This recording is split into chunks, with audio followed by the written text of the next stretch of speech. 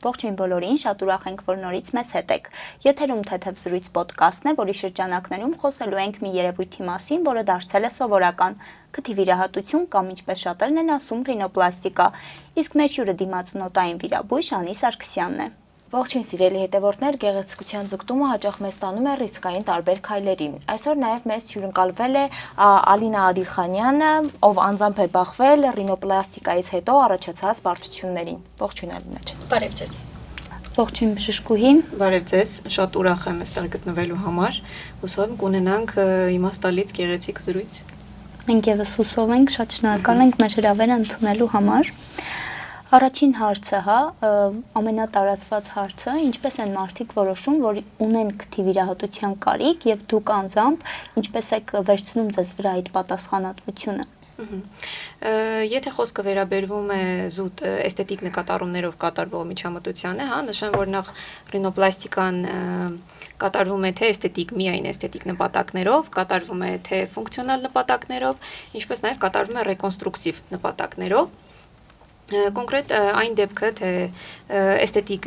նկատառումներով կատարվող ռինոպլաստիկան ով է որոշում արդյոք դա երբ է կատարվում, ցուցված չէ, մի քիչ հարաբերական է ասված, քանի որ էսթետիկան հիմնված է պացիենտի ցանկության վրա, զուտ քիթը իրեն դուր չի գալիս, արտաքին տեսքը, ինչ որ մի թերություն, թեկություն եւ այլն, սապատը իրեն դուր չի գալիս, եւ նա ցանկանում է փոփոխել։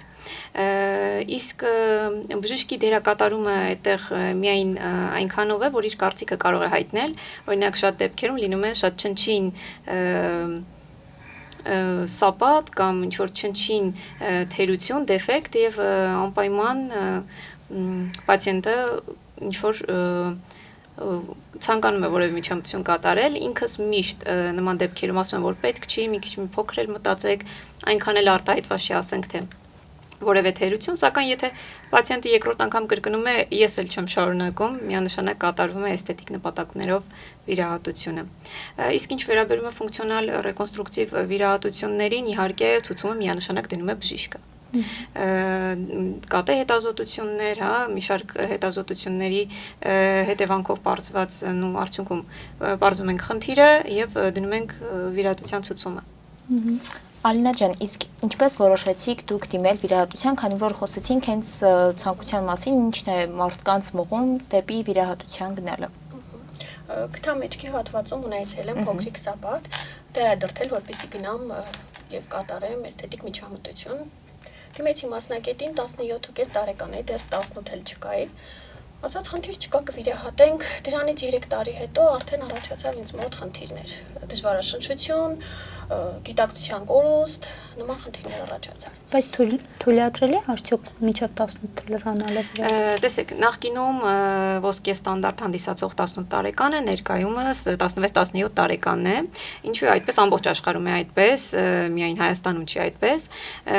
Ունենք աքսելերացիա կոչված, այսինքն աճի արագացումը, ամբողջ աշխարհում դիտվում է վաղ հասունացումը, Եթե տղաների մոտ այս պահին 17 տարեկանն է, աղջիկների մոտ մեծ մասամբ 16 տարեկանը եւս կարող է համարվել սկիզբը։ Դրանից ներքև միանշանակ այս պահին ցուցում, եթե խիստ ցուցումներ չկան, ապա չի կատարվում։ Ալինա ջան, բայց խոսեցինք, թե ինչից որոշեցիք, որ պետք է դիմեք վիրահատության, դուք ինքներդ չէիք հավանում, օրինակ ձեր քիթին ինչպիսին է, թե մարդիկ կողքից ձեզ ինչ-որ բան էին ասում, կամ զգացել եք, որ ինչ-որ թեկուզ ինչ-որ նկատառում են արել, որից դուք սկսել եք նեղվել ու հենց դա է ձեզ մղել, որ դուք գնաք վիրահատության։ Ոչ, ուղղակի բարդույթ էր ինձ մոտ եւ ցանկանում էի շտկել խնդիրը, ինձ դուր չէր գալիս, որ այդտեղ կա այդ սապատը։ Ոչ մի կողմնակի ինչ-որ մեկնաբանություններ եւ այլն դրա վերաբերյալ չեմ ունեցել երբեք։ Իսկ ինչպես եք ընտրել բժշկին, որովհետեւ բժշկուհին էլ նշեց, որ դա անձիկ են որոշում, ում մոտ վիրահատեն, ինչպես եք դուք այդ որոշմանը գնացել, դժվար է եղել արդյոք։ 2013 թվականին է իրականացվել վիրահատությունս, այդ շրջանում հիշում եմ մի քանի մասնագետի մոտ գնացինք, վերջում կանգնեցինք պարոն Հարությունյանի վրա, որոշեցինք, որ ինքը պետք է վիրահատի։ Ալինա ջան, իսկ երբ զգացիդ, որ ինչ-որ մի բան այնպես չէ, վիրահատության արդյունքից հետո եւ ինչ քայլեր որոշեցիր ձեռնարկես։ 2-ից 3 տարի եմ նորմալ շնչել, դրանից հետո արդեն առաջացավ դժվարաշնչություն, այսպես այս հատվածներում շնչելիս կպնում էր մաշկս, միջնապատիս էր կպնում։ Մի քանի տարի էլ սպասեցի, արդեն 9 տարի անց գնացի Շենգավիթ բժշկական կենտրոն, մինչ դա գնացել եմ նորից իմ առաջին բժշկի մոտ, ասեց խեցիների գերաճ եւ այլն նման խնդիր կա, ինքը ցանկանում էր միայն դա շտկել, ոչ թե ռեկոնստրուկտիվ վիրահատությամբ, կողաճառի տեղադրմամբ շտկել, այսպես այս վերին կլապանը։ Գնացի, արդեն պարոն Պողոսյանին դիմեցի, ասաց, որ կողաճառ կկիրառենք եւ կշտկենք խնդիրը։ Վիրահատվեցի։ Իսկ բժշկուհի հիմնականում կարելի է քիթը մի քանի անգամ այդպես վիրահատել, ինքը ինչ որ խնդիրներ չի առաջացնում, որ մի քանի անգամ մարդիկ գնում են վիրահատում են։ Երբեմն իրոք անգիտակից վիճակում 4 անգամ տանում է, էլի, այդ ուղղությամբ ոնթոտ։ Եթե խոսքը գնում է նրա մասին, որ կա ֆունկցիոնալ խնդիր, միանշանակ կա եւս բժշկական ցուցում կրկնակի վիրահատության, հա։ Այլ հարց է, եթե կա օրինակ բավարար տեսք եւ պացիենտը գտնում է կարիքը երկրորդ վիրահատության, բա այս ինչը դուրս չի գալիս, այս ինչը մի քիչ ասիմետրիկ է, հա, չնչին ինչ որ բաների վրա է ուշադրություն դարձնում եւ կենտրոնանում, եւ երբեմն եւ շատ հաճախ պացիենտի նման ցանկությունը կարող է բժշկին եւս ծուղակի մեջ գցել, այսինքն պացիենտի բողոքը, պացիենտի ցանկությունը, հա, խոսքը չի վերաբերվում ֆունկցիոնալին, խոսքը վերաբերվում է արտաքին որևէ դեֆեկտին։ Կրկնակի դրդում է կրկնակի վիրահատության, հետո պացիենտը կրկին դժգոհում է, հա, ինչ որ էս ինչ բան էլի սրտովս չի եւ այլն, հետո երրորդ վիրահատությանը դա իհարկե այնքան էլ adekvat չէ։ Adekvat է գոնե այն, որ ունենք ֆունկցիոնալ խնդիր, բնականաբար պետք է ունենան կրկնակի վիրահատություն։ Ալինայինը կարծում եմ այդ դեպքն է, չէ՞, հենց ֆունկցիոնալ։ Այո, ես երկրորդ անգամ էսթետիկ փոփոխություն չեմ ցանկացել իրականացնել, բայց դա էլ են իրականացրել։ Առանց ձեր նշելն։ Չէ, տեսեք, եթե կատարվում է կրկնակի ռինոպլաստիկա, նու, եթե ունենք ֆունկցիոնալ խնդիր եւ ներսի կառուցվածքը պետք է փոփոխվի, անհնար է որ արտաքին որևէ փոփոխություն տեղի չունենա, որովհետեւ ինչ որ հատվածում չկա աճառ, այդ աճառը տեղադրվում է, հա, ամբողջությամբ վերակառուցվում է քիթը, անհնար է որ արտաքին տեսքը չփոփոխվի, որովհետեւ չէ որ դու ունեիր որևէ տեսք եւ այդ տեսքի հետ միաժամանակ դու ունեիր խնդիր, որը եւ ֆունկցիոնալ էր, եւ հետեւաբար եթե ուզում ես ֆունկցիոնալությունը վերականգնես արտաքին տեղի, ուզես չուզես արտաքին տեսքը որոշ չափով փոփոխվում է, դա բնական է։ Բժշկուհի նաև նշեցիք, որ շատ հաճախ մարդիկ գալիս են ինչ-որ ֆանտաստիկ քթի տեսքով ձեզ նկարներ ցույց տալիս ու ասում են օրինակ վիրահատեք, երբ որ բերում են տվյալ նկարներ, ինչ-որ հայտնի աստղերից նկարներ ու ցանկանում են, որ հենց այդպես վիրահատվի, բայց լինում են դեպքեր, չէ, երբ որ հնարավոր չէ, օրինակ իրենց ցանկությամբ, որտեվ գիտեն, որ վերջին շրջանում մարդիկ ուզում են անդադ բարձր երևակիթը ու եթե նույնիսկ չեն համաձայնում, դուք գնում եք վիրահատության, թե կան դեպքեր, որ չեք համաձայնում։ Շատ լավ հարց էր, շատ իմ սիրելի հարցերից մեկն է, երբ որ պացիենտը գալիս է խորհրդատվության, շատ վերջերս շատ տարածված առաջին հարցերից մեկը այն է, արդյոք դուք կատարում եք մոդելավորում։ Ինքս չեմ կատարում մոդելավորում։ Շատ դժվար է օրինակ մոդելավորած նկարի քիթը որևէ բժիշկ անհնար է միևնույն նկարի քիթը ստանա, հա, եթե դու չես տեսել ներքին կառուցվածքը, եթե չունես օրինակ որոշակի հետազոտություններ, որը 90% դեպքերում չի կատարվում, օրինակ չգիտեմ, սոնոգրաֆի կամ այլ արդի հետազոտության մեթոդները ներկայումս չի կատարվում եւ մեծամասամբ դրա կարիքն էլ չկա, այսինքն նախնական դու պատկերացում չունես արդյոք ինչպիսին է ներքին քթային կառուցվածքը, հա։ Այդ ժամանակ անհնար է դու պատկերացում կազմես, թե ինչպիսի քիթ կստանաս։ Միանշանակ հնարավոր է արտաքին ֆորմա որոշ չափով որոշել, բայց դա որոշում ես խոսակցության միջոցով, հա։ Օրինակ ինքը կարող է ասել, ինձ ցույց է տալիս նկար, կարող է ասել, այսպիսի քթերն է ինձ դուր գալիս, օրինակ ուզում եմ մի քիչ ծայրը բարձր լինի, գորբը այսքան դուրս կա, շատ դուրս չկա, ուզում եմ որ մեջքը ամբողջությամբ ուղիղ լինի, հա, առավել adekvat է միասին զրուցել, բժիշկը ձեզ ուղղորդի, օրինակ այսպես հնարավոր է կամ այսպես հնարավոր չի, կամ ձեր մաշկային հատկությունները հաշվի առնի բժիշկը, ասի որ ձեր մաշկը օրինակ հաստ է, հնարավոր չի որ նուրբ արդյունք ստանանք, հա, օրինակ դա առավել adekvat է, քան նկարը, որ ցույց տաս եւ ասես, որ այսպեսին է։ Միանշանակ, երբ որ պնդում են, հրաժարվում են վիրահատությունից, հա, եթե ես բացատրում եմ, թե ինչ կարող եմ ես անել, եթե պացիենտին դա չի բավարարում, եւ ինձ է հեշտ հրաժարվելը, եւ պացիենտին է հեշտ ինձնից հրաժարվելը։ Համեմատություն չմտցնենք, բայց օրինակ Ալինան խոսքի մեջ նշել է, որ իր բժիշկը օրինակ չի ասել, որ պետք է ռենտգեն անեն իրեն։ Դուք ձեր փորձում ասում եք, որ պարտադիր է ռենտգենը, թե ոչ, քթի ռենտգենը։ Տեսեք, վիրահատությունից առաջ ամեն դեպքում կատե հետազոտություն կատարվում է, հա, համակարգչային շերտագրություն, կատե հետազոտություն։ Կատարվում է գնահատելու համար ֆունկցիոնալ խնդիրները։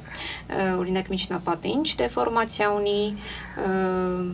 մի խոսքով, ինչպես նաև հարակից տոցերի խնդիրները եւս գնահատվում են, օրինակ ինչ որ հայմորեն խոռոչում ունենք խնդիր, դա եւս միևնույն վիրահատության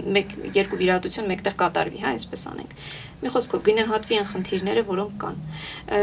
Եթե չկա ֆունկցիոնալ խնդիր, գուցե եւ վիրաբույժը միջնապատի նկատի ունեմ, այսինքն միջնապատի ոսկրային խնդիր, եթե չկա, օրինակ, եթե այսպես ասեմ, եթե ես կատարել եմ վիրահատություն եւ ես հստակ գիտեմ, որ միջնապատի խնդիրը լուծել եմ եւ այնտեղ չկա խնդիր, չունենք ոսկրային դեֆորմացիա, որտեղ ես եմ վիրահատել, ես գիտեմ։ Գուցե երկրորդ անգամ չանեմ այդ կատե հետազոտությունը, լավ, բայց իհարկե պարտադիր է կատե հետազոտությունը վիրահատությունից առաջ։ Ձեր դեպքում ինչպես է։ 3 վիրահատություններից առաջ էլ նախավիրահատական համակարգչային տոմոգրաֆիաներ չի արվել։ Դա իսկ օրենք կա, օրինակ, հենց օրենքի շրջանակներում, որ ասենք դա խախտվում է կամ չգիտեմ, բժշկի լիցենզիայից զրկեն դրա համար։ Չկան։ Օրենքը ներկայումս օրենքը դաշտը չի կարգավորում, թե պացիենտի տեսանկյունից եւ թե բժշկի տեսանկյունից։ Եթե օրինակ ձեզ կթվա, որ միայն պացիենտը պաշտպանված չէ մեր հանրապետությունում, ես ձեզ խորհուրդ կտամ բացեք օրենսգիրքը եւ կարդաք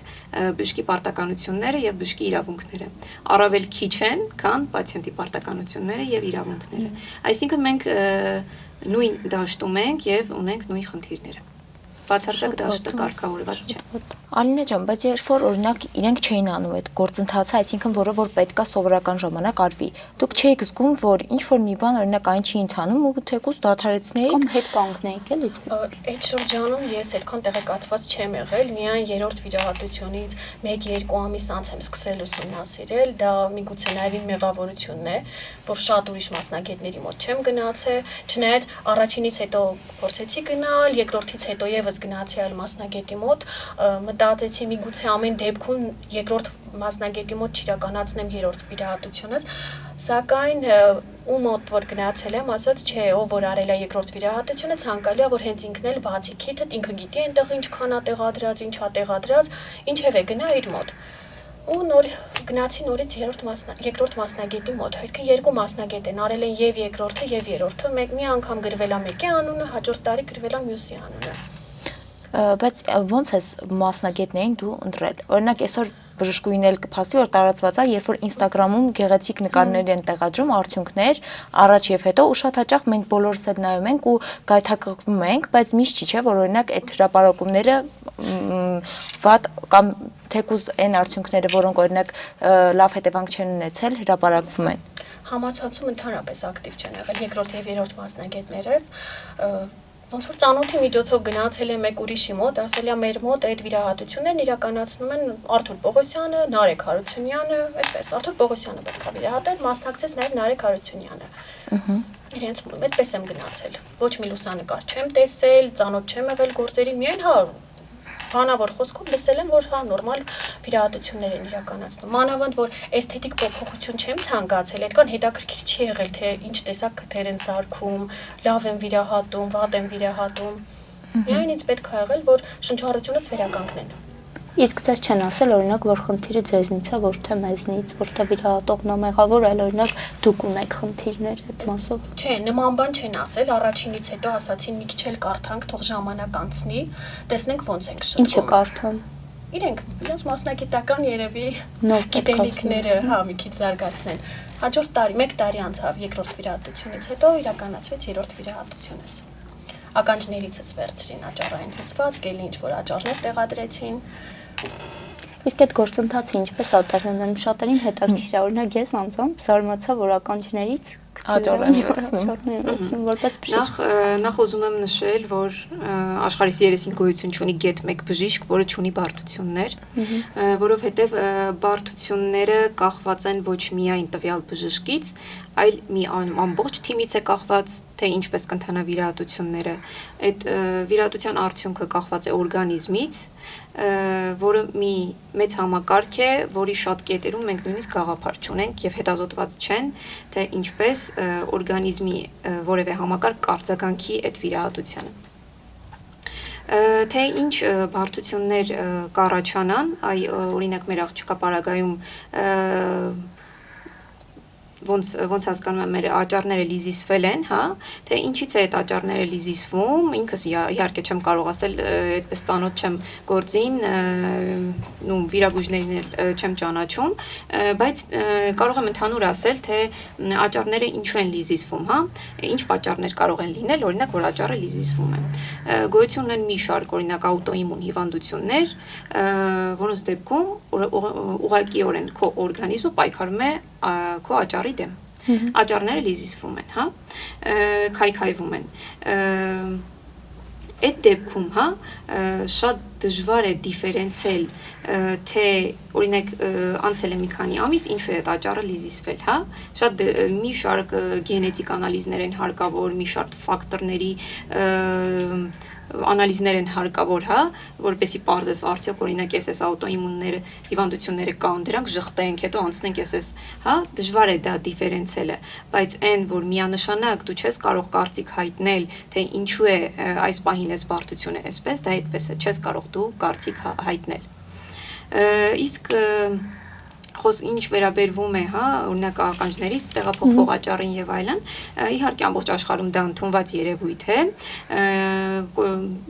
օգտագործում ենք աճառներ օրգանիզմի այլ հատվածներից, հա, օրինակ կլինի կողաճառը, օրինակ կլինի ականջի աճառը։ Քթի աճառները հերիք չեն։ Ոչ թե հերիք չեն, տեսեք, ռեկոնստրուկտիվ վիրահատությունների ժամանակ մենք ունենք աճառի դեֆիցիտ, հա, օրինակ առաջնային վիրահատության ժամանակ մենք այդ աճառը վերցնում ենք միջնապատից, հա, միջնապատից վերցնում ենք, ձևավորում ենք ծայրը եւ այլն, հա, այն կոնստրուկցիան, որը մենք նախատեսում ենք աճառը այս հատվածում է։ Միջնապատը, այսինքն քթի միջին հատվածում, հա, այն պատը մեջտեղի, եւ ոսկրայինը եւ աճառայինը իհարկե։ Վիրահատության ժամանակ աճառը, որը որ դեֆորմացված է, իհարկե հեռացվում է, որը որ ենթակա է օգտագործման, դա օգտագործում ենք ամբողջ քիթը ձևավորելու համար։ Տեղափոխում ենք քթի մեջ աճառները տեղափոխում ենք, հա, այսպես ասեմ։ Բայց երբեմն, օրինակ, կրկնակի վիրահատությունների ժամանակ շատ դեֆորմացված, երբ որ միջնապատի աճառը բացարձակ չես կարող օգտագործել, որ շատ է դեֆորմացված լինում, օգտագործում ես կողաճառ, հա, օգտագործում ես ականջից աճառներ, որոնք տեղադրում ես այն հատվածներում, որտեղ օրինակ բացակայում է, դեֆորմացված է խիստ, փորձում ես վերակառուցել։ Դա ընդունված երևույթ է եւ դա միանշանակ մեր միակ փրկությունն է։ Իսկ ականջներից բան չի պակասում, որ այդ աճառները ականջի տեսքը բացարձակ չի փոխվում, որևէ ինչ որ խնդիր չի առաջանում, նույնն էլ կողաճառի դեպքում։ Ալինա ջան, իսկ 3 անգամ վիրահատելուց հետո հիմա ձեզ ընդհանրապես ֆիզիկապես եւ հոգեպես ինչպես եք զգում եւ ինչ խնդիրներ ունեք արդեն վիրահատություններից հետո։ Շատ վատ եմ զգում։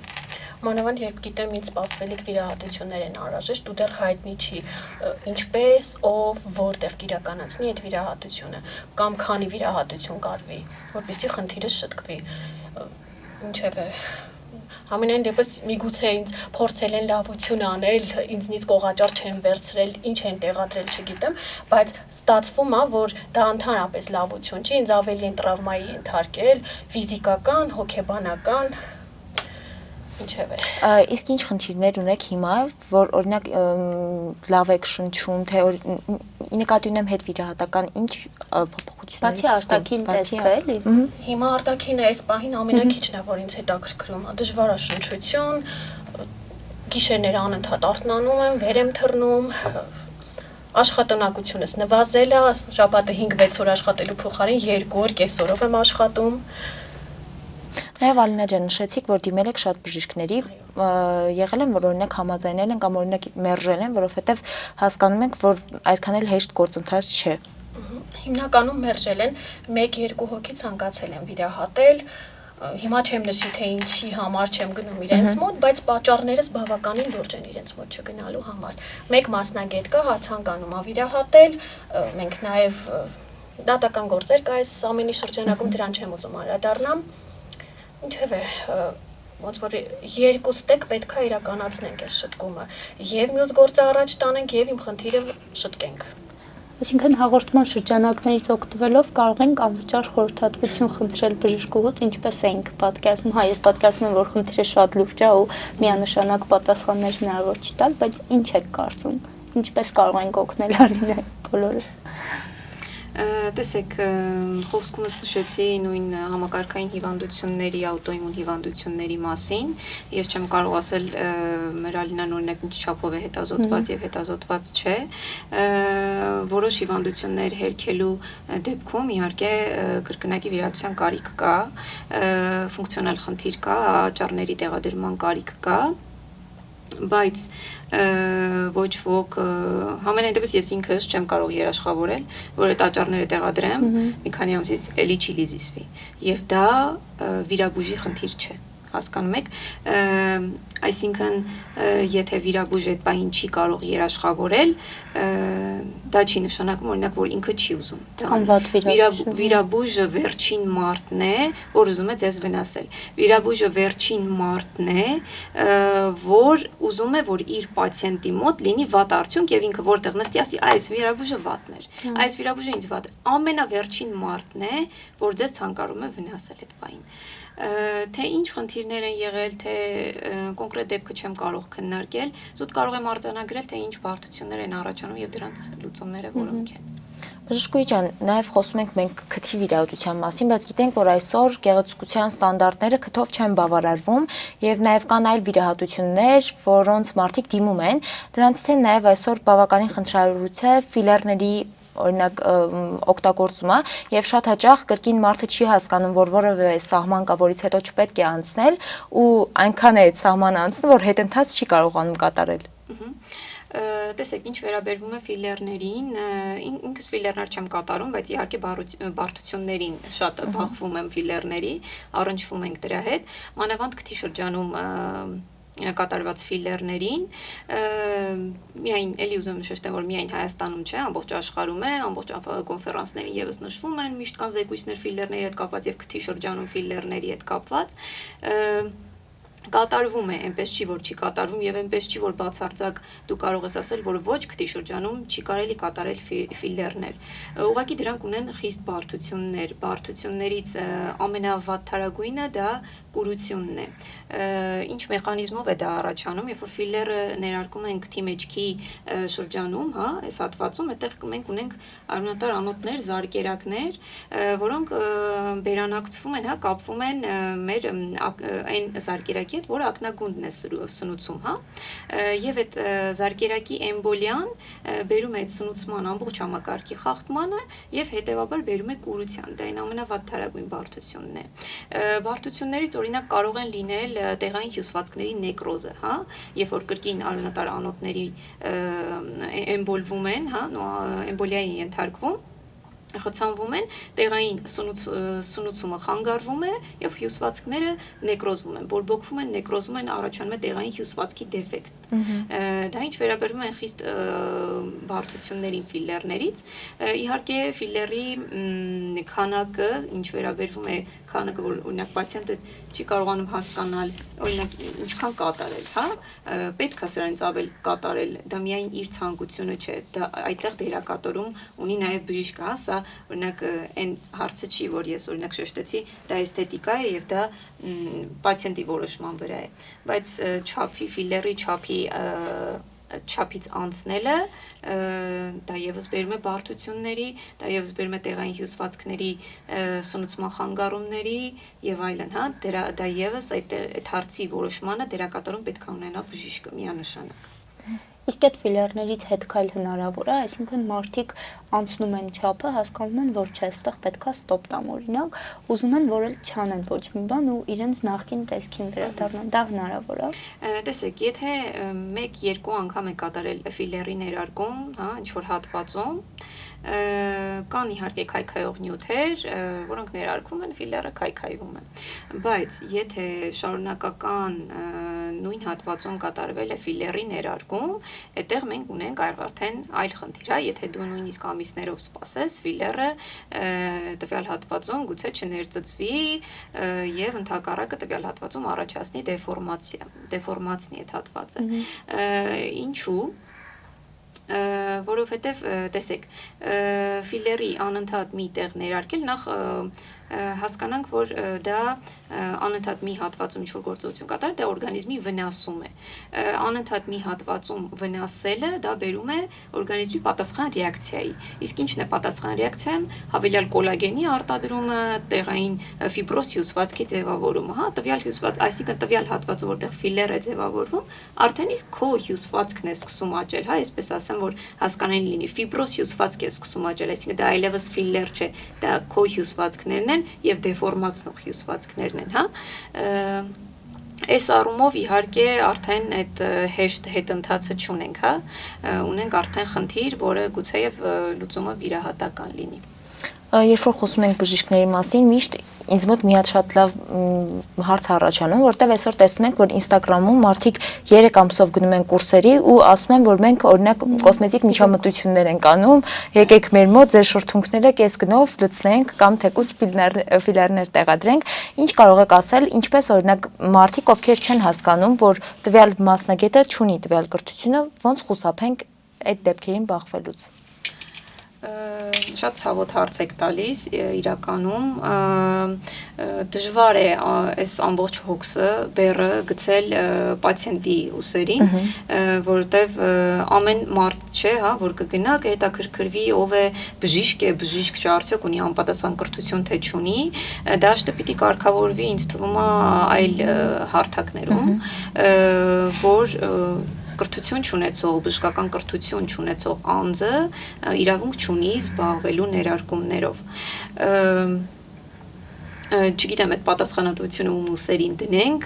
իրավական դաշտով իրավական դաշտով, բայց ներկայումս հա չի կարգավորվում, դրա համար մնում է մեր ուսերին եւ պացիենտների ուսերին, հա, ինչքանով որ մենք կարողանանք բարձրաձայնել խնդիրը, որ կան մասնագետներ, որոնք չունեն լիցենզավորում, չունեն համապատասխան կրթություն եւ կատարում են ներարկումներ եւ իհարկե պացիենտի ոնց որ հույսին է մնում, որ ինքը մի քիչ հետամուտ լինի, տեսնի ով է, հա, ճշտի նոր գնա Instagram-ի նկարներին չխոփվի։ Ողի ինձ թվում է այնքան անվերահսկելի է այս ամեն ինչը դարձել, որովհետև ես երբ որ թերթում եմ ռիլսերը, ուզում ես անես։ Ինձ չէ, չեմ ցանկանում անել, բայց անդադ ոնց որ մարդկանց ռոպագանդայի են ենթարկում, որ դուք պետքա ձեր մեջ ինչ-որ մի բան փոխեք, բայց մարդիկ պետքա ինձ թվում է անկալեն, որ պետքա սկսեն իրենց սիրել, այնպեսին ինչպեսին որ կա, իրականում դա շատ դժվար է, որովհետև մի փոքր հոգեբանական խնդիրներ կան։ Օրինակ, երբ որ պացիենտները դիմում են, ինչ խնդիրների են բախված լինում, երբ որ ցանկանում են ինչ-որ միջամտություն անեն։ Եթե եղել է, որ օրինակ անկեղծացած լինեն ձեզ հետ ու պատմած լինեն։ Շատ է լինում իհարկե մեր դիմող այն մարդիկ, որոնք դիմում են պլաստիկ վիրաբույժներին, հա, դիմացնոտային վիրաբույժներին, շատ-շատեր ունեն հոգեբանական խնդիրներ եւ պատասխանատվությունը այդտեղ ընկնում է բժշկի վրա, որ պետք է հստակ գնահատել իրավիճակը, հա, եթե դու զգում ես, որ մարդը, պացիենտը բացարձակ օբյեկտիվ չէ եւ իր ցանկությունները բացարձակ ռեալիստական չեն, դու ընդամենը պետք է բացատրես որ չէ, օրինակ, քեզ պետք չի այս միջամտությունը, քեզ պետք չի այն միջամտությունը,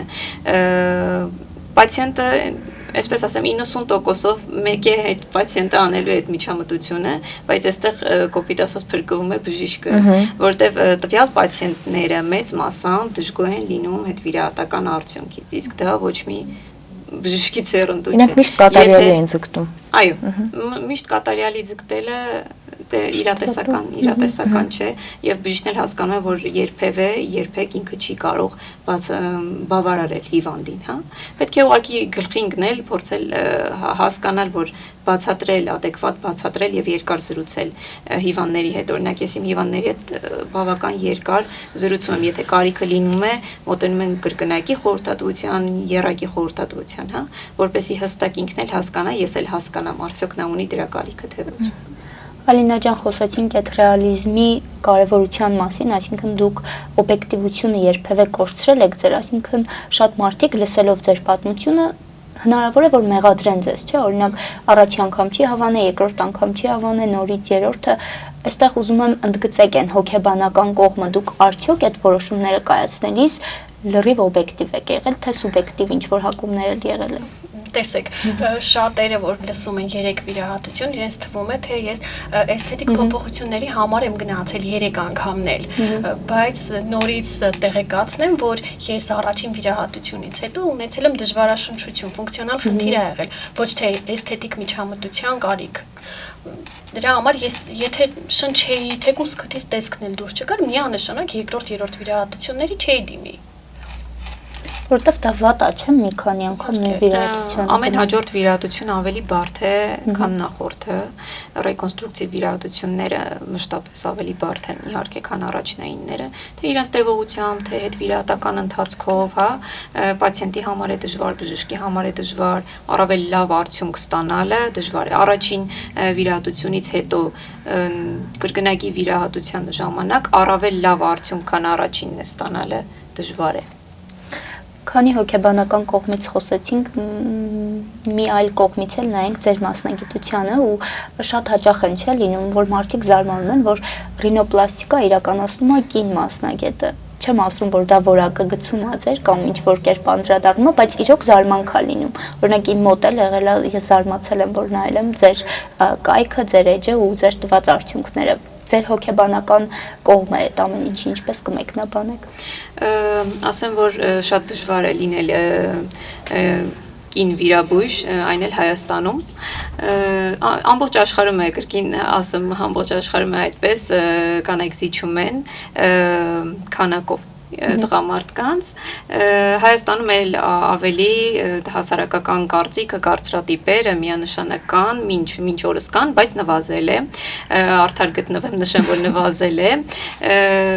միանշանակ եւ կտրուկ վերաբերմունք չեմ բախվել, այսինքն այդ կտրուկ վերաբերմունք ունեցող մարդ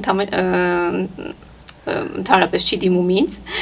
բայց իրենք քիչ են, համոզված են, որ քիչ են։ Ներկայումս տենդենսները փոխվել են, իսկ ինչ վերաբերվում է զուտ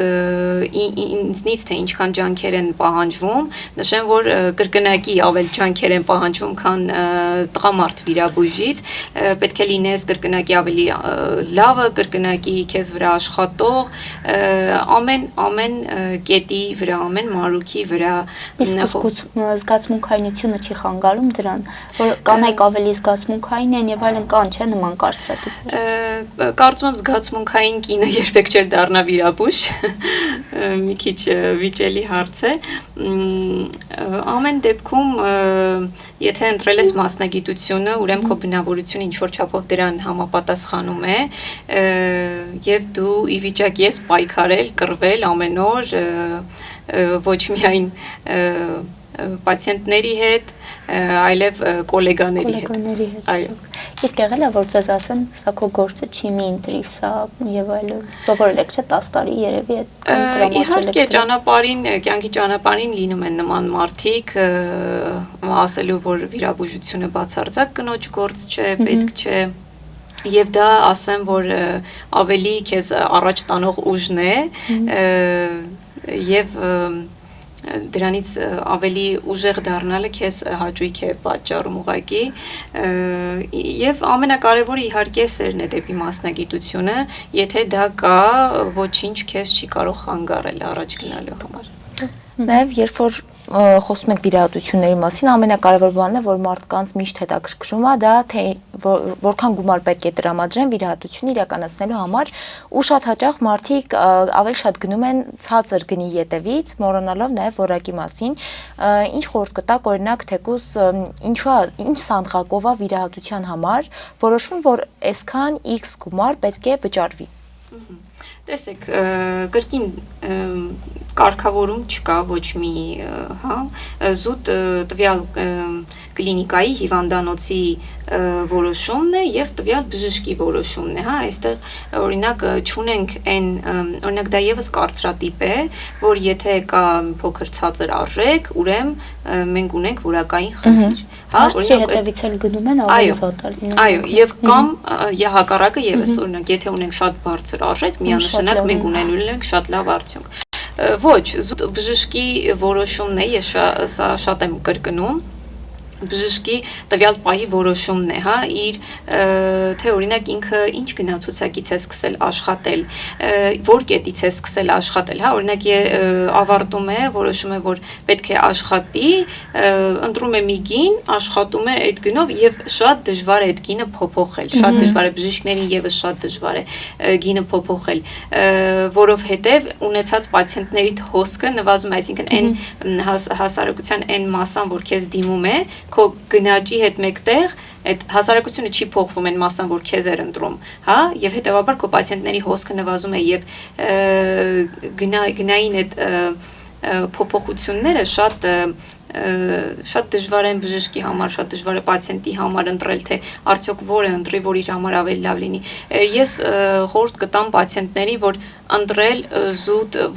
ոչ գնով ընտրել, ոչ ինչ որ չգիտեմ, բարեկամի խորհրդով ընտրել, ոչ ինստագրամյան նկարներով ընտրել, այլ գնալ զրուցել բժշկի հետ, արդյոք դու վստահում ես այդ բժշկին, մեկ անգամը բավարար չէ, երկու անգամ գնա, կրկին զրուցիր դու, արդյոք վստահում ես, չվստահելը բժշկին, դա ի վնաս աշխատում է պացիենտին։ Իսկ դուք վստահել եք, Ալինա, որ բժշկի հետ գնան, քանի անգամ եք գնացել խորհրդատվության։ Պարոն Պողոսյան, մի քանի Առաջին անգամ, մեկ-երկու անգամ եմ հանդիպել առաջին բժշկի հետ, հա, խնդիր չի եղել վստահության։ Երկրորդ բժշկին շատ ավելի եմ վստահել, բացարձակ մենք իրար հասկանալու խնդիր չենք ունեցել, ավելին ասեմ, ինքը ճիշտ է, այսպիսի խնդիրներ են առաջացել ինձ մոտ, բայց տարբերվում է, այս բոլոր շատ 50 բժշկի մոտ եմ եղել Հայաստանում, պատկերացրեք, բոլորից տարբերվում է, թե իր խոսքով, թե մոտեցման ձևով, երկրորդ բժիշկս այո։ Երրորդի մասին չեմ ասի, ով մասնակցել է երկրորդ եւ երրորդ վիրահատությանը, բայց պարոն Պողոսյանը շատ տարբերվել է։ Մենք միասին խնդիր չենք ունեցել, հասկացել ենք, թե մոտեցման ձևը ամեն դեպքում պետք էր կոնֆլիկտից վեր մնալ ու այդ հարցերը կարգավորել։ Ալինա ջան, իսկ դուք գումարային առումով 3 վիրահատություն եք տարել ու հասկանում եք, որ դա բավականին դժվար է այդքան ռեսուրս ծախսելը, ինչպես է ընդհանրապես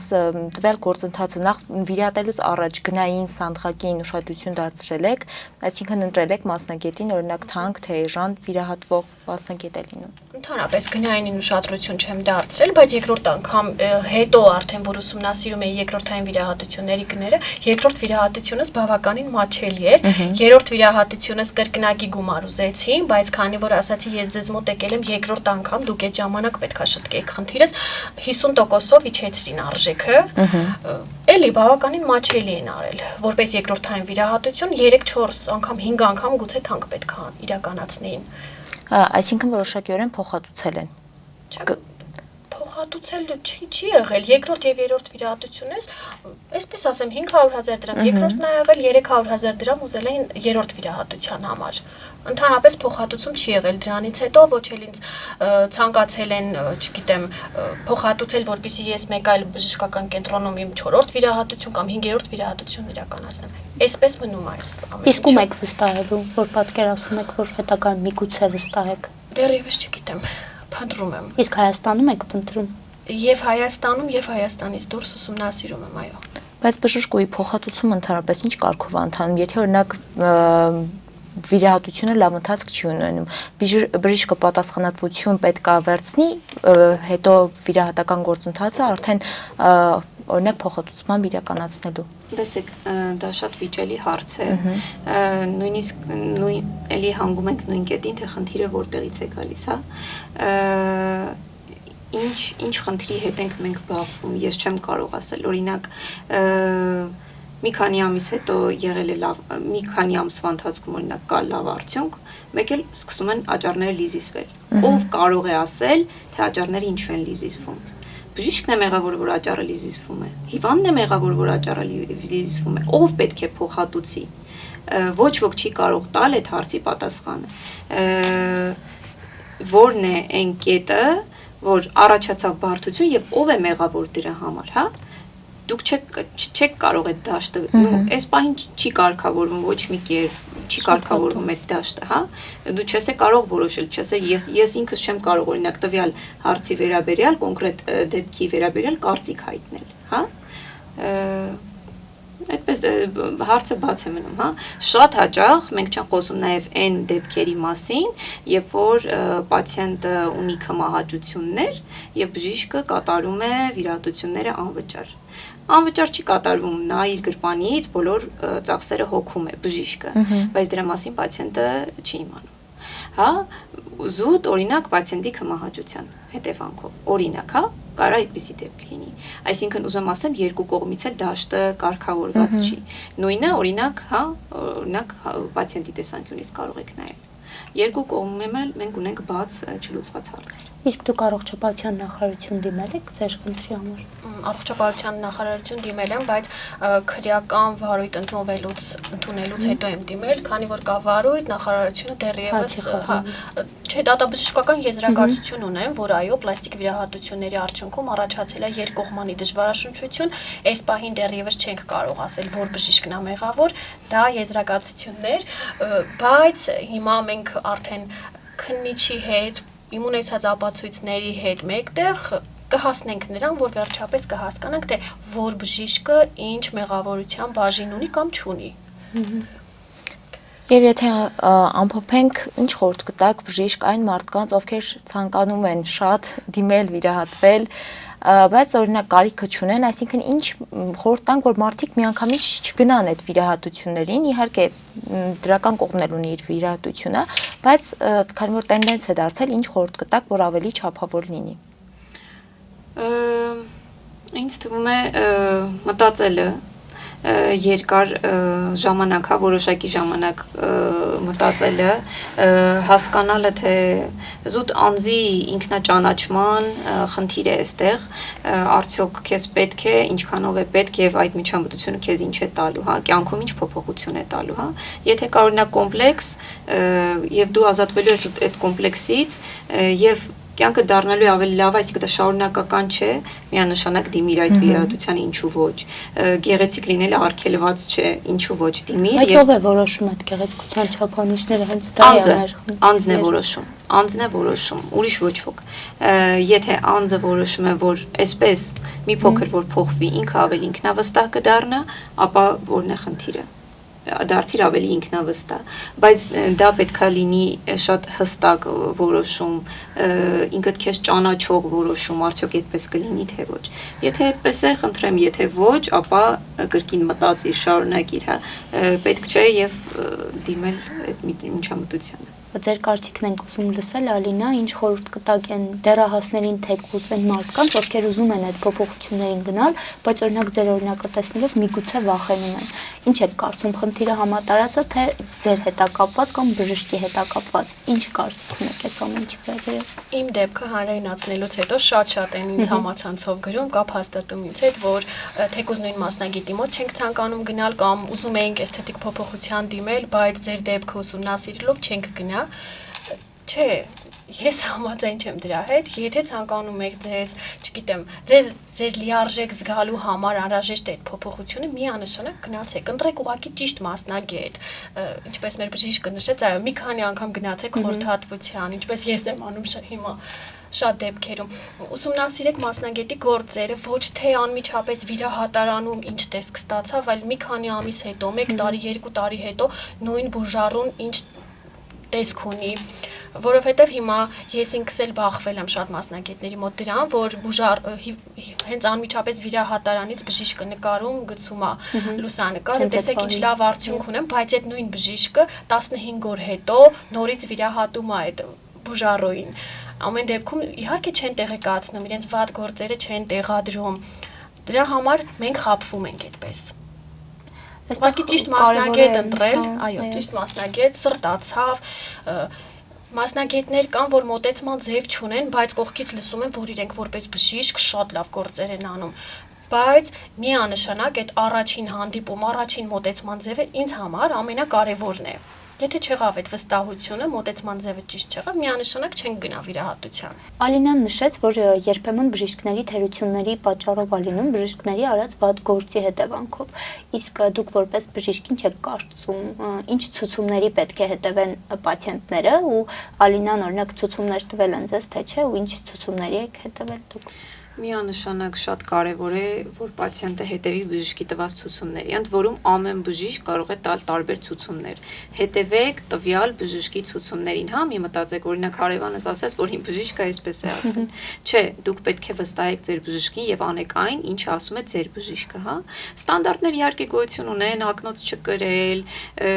դե իհարկե զգույշ լինել, հա, որ որևէ ինչ որ հարված չլինի, հպում չլինի մանավանդ սկզբի շրջանում, լեյկոները կրել, եթե օրինակ բժիշկը ցուցում ունի, որ 1 ամիս եւս պետք է կրել այդ ստրիպները, լեյկոները, ուրեմն դու պետք է կրես, ուրեմն բժիշկը կարիքը գտել է, հա, հետևել է հետ վիրահատական ընթացքին, շատ կարևոր է թե բժիշկի կողմից, թե պացիենտի կողմից, հա, դրանից շատ բան է կախված։ Նույնիսկ առավել կախված է, քան բուն վիրահատական ընթացքից։ Նաև Ալինա ջան, որպես եզրահանգող հարց, եթե ետ վերադառնայեք,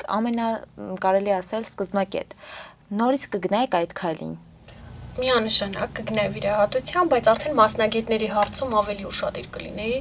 1000 կչափեի, մեկը կտրեի անպայման։